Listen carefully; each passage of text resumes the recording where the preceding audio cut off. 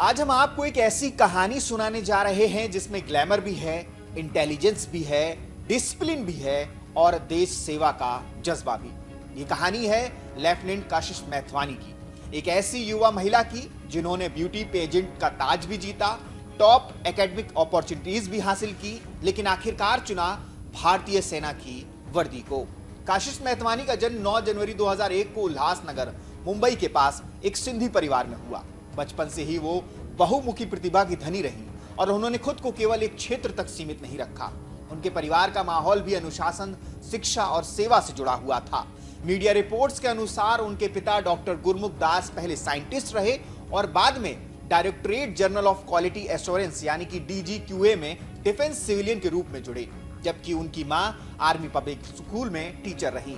शायद यही वजह थी कि कशिश के व्यक्तित्व में एक साथ कई परतें विकसित हुई। उन्होंने भरतनाट्यम सीखा, डिबेट किया और क्विज जैसी बौद्धिक गतिविधियों में भाग लिया। एकेडमिक्स में अच्छा प्रदर्शन किया और साथ ही नेशनल लेवल पिस्टल शूटिंग तथा बास्केटबॉल जैसी कॉम्पिटिटिव एक्टिविटीज में भी अपनी क्षमता दिखाई।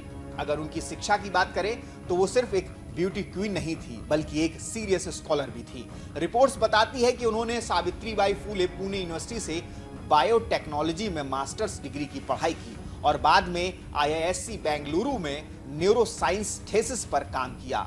यही नहीं, कई रिपोर्ट्स के अनुसार उन्हें हार्वर्ड यूनिवर्सिटी में PhD का अवसर भी मिला था। आमतौर पर ऐसी उपलब्धि किसी भी छात्र के लिए ड्रीम अपॉर्चुनिटी मानी जाती है, लेकिन कशिश ने वही रास्ता नहीं चुना जो सबसे सुरक्षित था, ग्लैमरस या ग्लोबली प्रेस्टिजियस माना जाता है। उनकी जिंदगी में पेजेंट्री एक बड़ा चैप्टर रहा। साल 2023 में उन्होंने मिस इंटरनेशनल इंडिया का टाइटल जीता और इसके बाद उनके सामने मॉडलिंग और एक्टिंग की दुनिया के रास्ते खुल सकते थे, लेकिन खुद उनके कोटेड रिमार्क्स के अनुसार पेजेंट्री उनके लिए पैशन था, परमानेंट करियर प्लान नहीं।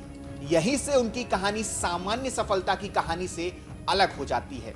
एक तरफ ग्लैमर इंडस्ट्री के अवसर थे, दूसरी तरफ एक डिमांडिंग, डिसिप्लिन्ड और जोखिम भरा सैन्य जीवन, और कशिश मैथवानी ने दूसरा रास्ता चुना। इस फैसले के पीछे सबसे बड़ी भूमिका NCC की बताई जाती है। रिपोर्ट्स के मुताबिक कॉलेज के दौरान नेशनल कैडेट कॉर्प्स से जुड़ना उनके लिए सिर्फ एक्स्ट्रा करिकुलम एक्टिविटी नहीं रहा, बल्कि वही अनुभव उनके जीवन का टर्निंग पॉइंट बन गया। कुछ मीडिया रिपोर्ट्स में यह भी कहा गया कि उन्होंने रिपब्लिक डे परेड में मार्च किया और उन्हें प्राइम मिनिस्टर नरेंद्र मोदी से all India best cadet award भी मिला।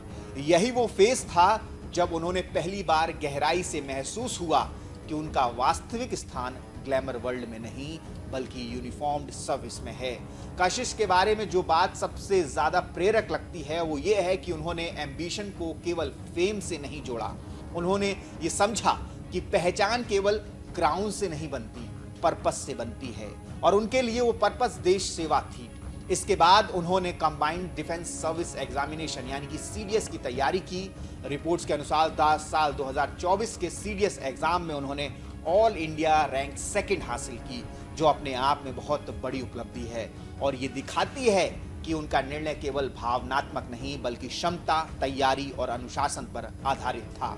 कंबाइंड डिफेंस सर्विसेज में शानदार प्रदर्शन के बाद उनका अगला पड़ाव था ऑफिसर्स ट्रेनिंग अकादमी, चेन्नई। OTA की ट्रेनिंग को शारीरिक, मानसिक और नेतृत्व क्षमता की कठोर परीक्षा माना जाता है और रिपोर्ट्स कहती हैं कि कशिश ने वहां भी लगभग 11 महीने की कठिन ट्रेनिंग पूरी की, लेकिन उन्होंने सिर्फ ट्रेनिंग कंप्लीट नहीं की, बल्कि वहां भी खुद को हाई परफॉर्मर के रूप में स्थापित किया। टाइम्स ऑफ इंडिया की रिपोर्ट्स के मुताबिक ट्रेनिंग के दौरान उन्होंने AAD medal, Sikh regiment medal, march and shoot में gold, top shooting score, drill batch जैसी उपलब्धियां हासिल की और 0 पनिशमेंट्स का रिकॉर्ड भी बनाए रखा। कुछ अन्य रिपोर्ट्स में यह भी कहा गया कि उन्होंने एकेडमी में लीडरशिप रोल भी निभाए और डिसिप्लिन तथा ओवरऑल मेरिट दोनों में अपनी मजबूत पहचान बनाई।